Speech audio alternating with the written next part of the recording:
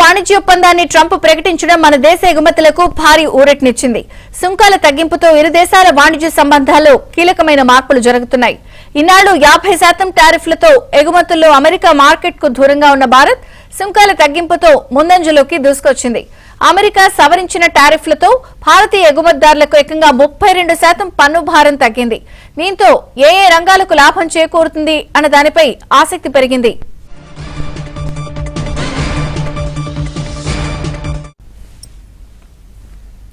Bharat America trade deal ప్రకటన తర్వాత stock మార్కెట్లలో జోష్ కనిపిస్తోంది. భారీ లాభాల్లో దేశీయ స్టాక్ మార్కెట్లు కొనసాగుతున్నాయి. ట్రేడింగ్ ప్రారంభంలోనే బుల్స్ జోరు కనిపించింది. 2300 పాయింట్లకు పైగా లాభంలో సెన్సెక్స్ సూచీ ట్రేడ్ అవుతూ ఉండగా 700 పాయింట్లకు పైగా లాభంలో నిఫ్టీ కొనసాగుతోంది. భారత్ తో పాటు ఆసియా దేశాల మార్కెట్లు లాభాల బాటలో కొనసాగుతున్నాయి.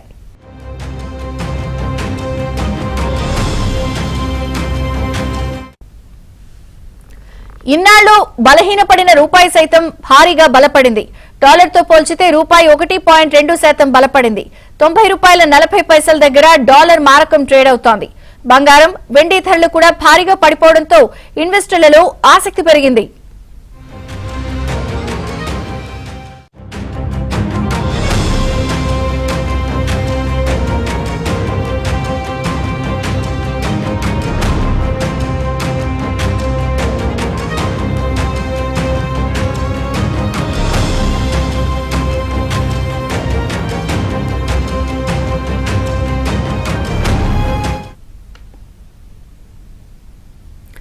ఇక టారిఫ్ల ఉపసంహరణతో కొంత స్టాక్ మార్కెట్లు కూడా జోరందుకున్నాయి. బుల్ రన్ కొనసాగుతోంది. భారీ లాభాల్లో స్టాక్ మార్కెట్, భారతీయ స్టాక్ మార్కెట్లు ట్రేడ్ అవుతున్నాయి.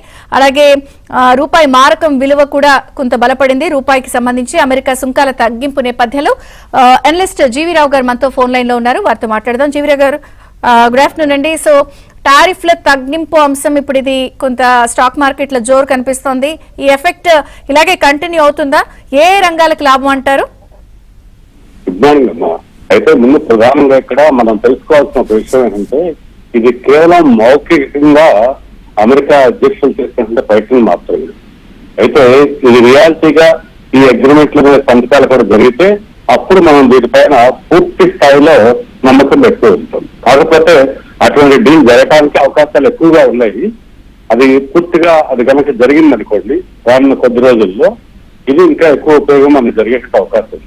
దీనివల్ల ముఖ్యంగా మనకి ఐటీ రంగము, ఆటో, ఫార్మా రంగాలు చాలా ఎక్కువ ప్రయోజనం పొందేట అవకాశం ఉంది. అలాగే కట్ పాలిష్ ఇవన్నీ కూడా.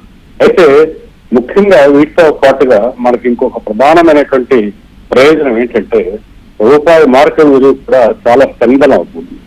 దీనివల్ల మనకి ఎగుమతులన్నిటికీ కూడా ఊతం లభించడమే కాకుండా వివిధ రంగాలన్నిటికీ కూడా ప్రయోజనం ఉంటుంది.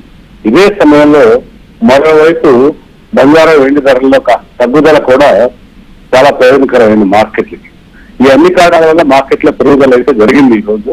కానీ ఒకేసారిగా ఒకే రోజులో సెన్సెక్స్ 2000 పాయింట్ల పైగా పెరిగినప్పుడు ఇన్వెస్టర్లు కాస్త ఆచితూచి వ్యవహరించేటువంటి దూరంలో ఉంటే ప్రయోజనం.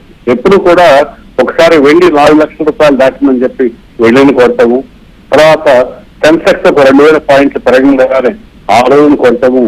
ఇవి అంత శ్రేయస్కరమైనటువంటి నిర్ణయాలు కావు.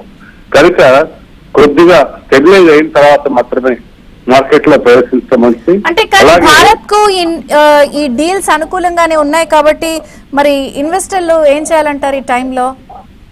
అంటే ఎవరైనా ఆల్రెడీ ఇప్పటికే పొజిషన్స్ లో ఉండి మంచి లాభాల్లో ఉంటే ప్రస్తుతం వాళ్ళు లాభాలను సేకరించి మళ్ళా కొద్దిగా సరే మార్కెట్ కరెక్షన్ వచ్చినప్పుడు మళ్ళా ఎంటర్ అయ్యే ప్రయత్నం చేయటం మంచిది. కానీ ఇంతగా పెరిగిన తర్వాత ఒకేసారిగా ఇప్పుడు మార్కెట్ లో ఎంటర్ కాకూడదు. కొంచెం కరెక్షన్ తర్వాత మాత్రమే మళ్ళా ఎంటర్ కావడం బెటర్ అవుతుంది. కాకపోతే ఓవరాల్ గా లాంగర్ టర్మ్ లో ఈ అగ్రిమెంట్ అయిన తర్వాత మన మార్కెట్ కి మాత్రం స్ట్రెంగ్త్ ఉంటుంది.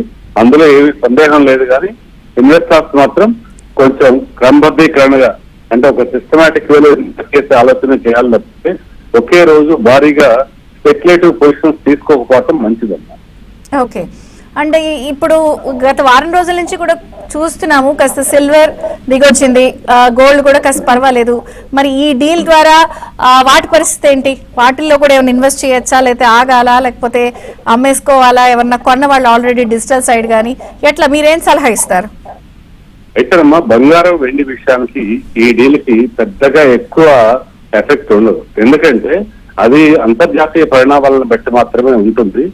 ఓవరాల్ గా ఎప్పుడైతే మనకి వెండి ధరలు భారీగా తగ్గి 2.5 లక్షల స్థాయికి వచ్చాయో, ఈ స్టేజ్ లో వెండిలో ఇన్వెస్ట్ చేయడం కూడా ఇన్వెస్టర్స్ ప్రయోజనకరంగానే ఉంటుంది.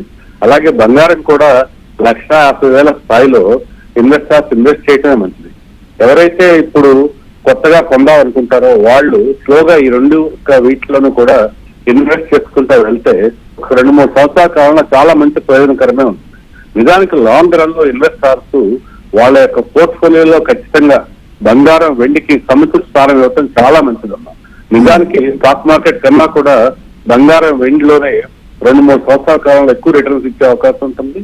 వీటిలో కూడా డిజిటల్ ఫామ్ లో కొనడం ఇంకా మంచిది. ఏ రోజు కావాలనుకుంటే ఆ రోజు వాటి నుంచి ఎగ్జిట్ అవ్వాలనుకుంటే ఎగ్జిట్ కూడా అవ్వగలుగుతారు. ఓకే. అండ్ ప్రధానంగా ఇప్పుడు ఈ భారత్ అమెరికా ఈ డీల్ ఒక 25% నుంచి ఈ సుంకాలు తగ్గించి 18% రావడం, ఓవరాల్ గా ఇండియాకి ఎటువంటి బెనిఫిట్స్ ఉంటాయండి? ఇప్పుడు స్టాక్ మార్కెట్లు కూడా చాలా మంచి ప్రయోజనకరమైన విషయం అమ్మా ఇండియాకి. ఎందుకంటే 50% నుంచి 18%కి దిగుతుందంటే 32% మనకి ఒక్కసారిగా ఈ టారిఫ్లు తగ్గుతున్నాయి. ఈ టారిఫ్లు తగ్గటం వల్ల భారతదేశం నుంచి వెళ్ళేటువంటి ఎక్స్పోర్ట్స్ ఎంతగానో పెరిగేటువంటి అవకాశం ఉంటుంది. అది కూడా మనం ఆల్రెడీ యూరోపియన్ యూనియన్ తో ఒక అగ్రిమెంట్ వచ్చిన తర్వాత ఈ అగ్రిమెంట్ కూడా జరగటంతో మనం ఆల్రెడీ యూరోపియన్ యూనియన్ అగ్రిమెంట్ నే మన ప్రధాని గారు mother of all trade agreements అని చెప్పి చెప్పడం జరిగింది. దాని తర్వాత ఈ అగ్రిమెంట్ కూడా తోడవడంతో మనకి డబుల్ బొనాంజా లాగా భారతదేశం యొక్క ఎక్స్పోర్ట్ మార్కెట్ కి ఎంతగానో ప్రయోజనకరమైన అవకాశం. 2 సంవత్సరాల కాలంలో మనకి స్టాక్ మార్కెట్, ఇటు గోల్డ్ అండ్ సిల్వర్ ఇన్వెస్ట్మెంట్స్ రెండు కూడా ఇన్వెస్టర్స్ కి ప్రయోజనకరంగానే ఉండే అవకాశం ఉంది. కాబట్టి బ్యాలెన్స్ పోర్ట్ఫోలియోని బిల్డ్ చేసుకుంటే ఇన్వెస్టర్స్ కి ఎంతో ప్రయోజనకరంగా ఉంటుంది. ఓకే. అంటే ఇన్ని రోజులు నష్టాలు ఏవైతే ఉన్నాయో అవి పూడ్చుకునే అవకాశం ఉందంటారా ఈ హెవీ వెయిట్ స్టాక్స్ ద్వారా? డెఫినెట్ గా ఉందా. ఇప్పుడు ఇప్పటి వరకు వచ్చిన నష్టాల నుంచి స్టాక్ మార్కెట్ లో కొద్ది కాలంలోనే ఆ నష్టాల నుంచి పూడ్చుకునే అవకాశాలు చాలా మెరుగ్గా ఉంటాయి. బహుశా రానున్న 1-2 నెలల్లోనే ఈ అగ్రిమెంట్ లో అఫీషియల్ గా సైన్ అవటము, ఎక్స్పోర్ట్స్ పెరగటము, రూపీ ఇంకా స్ట్రెంగ్త్ అవటం ఇవన్నీ జరుగుతాయి. కాబట్టి ఈ ఏడాది కాలంలో జరిగిన నష్టాల నుంచి మనం చాలా వరకు రికవర్ అయ్యే అవకాశాలు చాలా మెరుగ్గా ఉంటాయి. ఓకే జీవీ రావు గారు, థ్యాంక్స్ ఫర్ యువర్ అనాలిసిస్.